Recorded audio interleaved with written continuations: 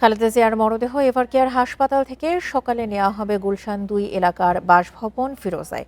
এ নিয়ে আরও জানাতে এভারকেয়ার হাসপাতালের সামনে থেকে যোগ দিচ্ছেন আমাদের সহকর্মী খালেদ রায়হান।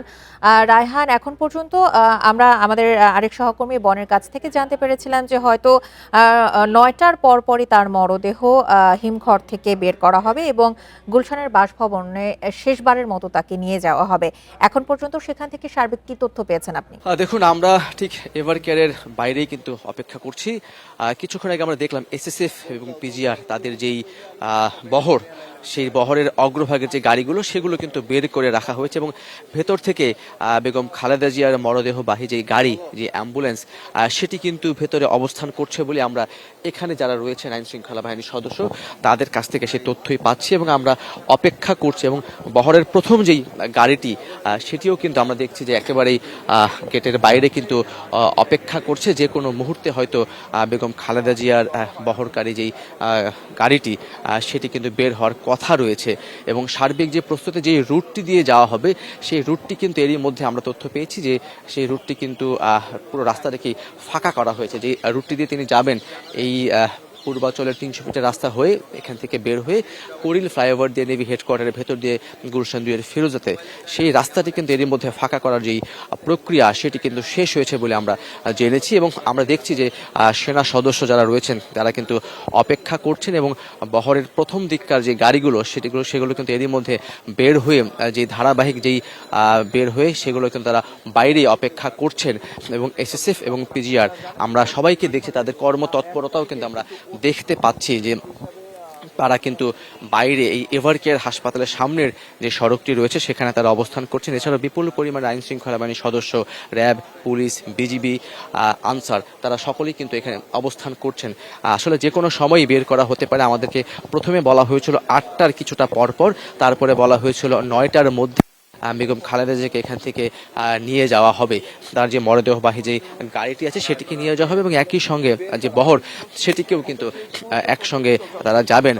সেই প্রস্তুতি আমরা আসলে এখন পর্যন্ত দেখতে পাচ্ছি এবং ওনার মরদেহবাহী যেই গাড়িটি রয়েছে সেটি কিন্তু ভেতরে অবস্থান করছে এবং সেটি ভিতরে প্রস্তুত রাখা হয়েছে বলেই কিন্তু এখানকার দায়িত্বরত যারা রয়েছেন তারা আমাদেরকে নিশ্চিত করেছেন যে কোনো সময়, যেহেতু একটি সড়ক দিয়ে এটি যাবে, সেই সড়কটির জন্যই সড়কটি পুরোপুরি ক্লিয়ারেন্স পেলেই তারা কিন্তু এখান থেকে বেগম খালেদা জিয়ার যে গাড়ি সেটি কিন্তু এখান থেকে বের করবেন বলে আমাদেরকে বলা হয়েছে এবং ঠিক বের করার আগের মুহূর্তের যে কর্মতৎপরতা কিন্তু আমরা দেখছি। সেই ক্ষেত্রে দুটি বিষয়কে প্রাধান্য দেওয়া হচ্ছে। প্রথম বিষয়টি যে সড়কটি দিয়ে নিয়ে যাওয়া হবে সেই সড়কটি পুরোপুরি ফাঁকা এবং একই সঙ্গে যে প্রক্রিয়াতে নিয়ে যাওয়ার পরে ফিরোজাতে নেওয়ার পরে ফিরোজার যে নিরাপত্তা ব্যবস্থা সেটিকেও জোরদারে যেই প্রক্রিয়া সেগুলোই কিন্তু মোটামুটি তারা পরিচালনা করছেন। আমরা সকাল থেকে দেখতে পাচ্ছিলাম যে এখানে বেশ কিছু নেতাকর্মী এসেছিলেন, তারপরে তাদেরকে এখান থেকে আসলে নির্দেশনা দেওয়া হয়েছে তারা যাতে যেখানে দক্ষিণ প্লাজায় জানাজা পড়ানো হবে সবাই যাতে সেখানে গিয়ে অপেক্ষা করেন। আমার সহকর্মী আদিল জানাচ্ছিলেন যে সেখানে এরই মধ্যে হাজারো নেতাকর্মী এবং সাধারণ মানুষ এরই মধ্যে এসে জড়ো হতে শুরু করেছেন। আমরা আসলে এখনো তাদের কর্মতৎপরতা দেখতে পাচ্ছি, তবে ঠিক কোন মুহূর্তে এখান থেকে বের করা হবে সেই সিদ্ধান্ত বা সেই জায়গাটি কিন্তু আমরা এখনো নিশ্চিত হয়ে বলতে পারছি না। তবে যে সদস্যরা রয়েছেন তাকে নিরাপত্তা দেওয়ার জন্য পিজিআর এবং এসএসএফ তারা কিন্তু এরই মধ্যে আসলে আমরা দেখছি তাদের যেই গাড়ি বহর, সেই বহরের গাড়িগুলো কিন্তু এরই মধ্যে তারা কিন্তু বাইরে অবস্থান করছেন এবং একই সঙ্গে তারা কিন্তু ভেতরেও প্রবেশ করছেন। মূল যে গাড়িটি, মূল যেই অ্যাম্বুলেন্সে করে বেগম খালেদা জিয়াকে এখান থেকে তার মরদেহ এখান থেকে নিয়ে যাওয়া হবে, আমরা অপেক্ষা করছি বাইরে এবং তাকে নিয়ে যাওয়ার যেই প্রক্রিয়া সেগুলো কিন্তু এরই মধ্যে শুরু হয়েছে। যে কোনো মুহূর্তেই হয়তো বের করা হবে, আমরা সেই অপেক্ষাতেই আছি।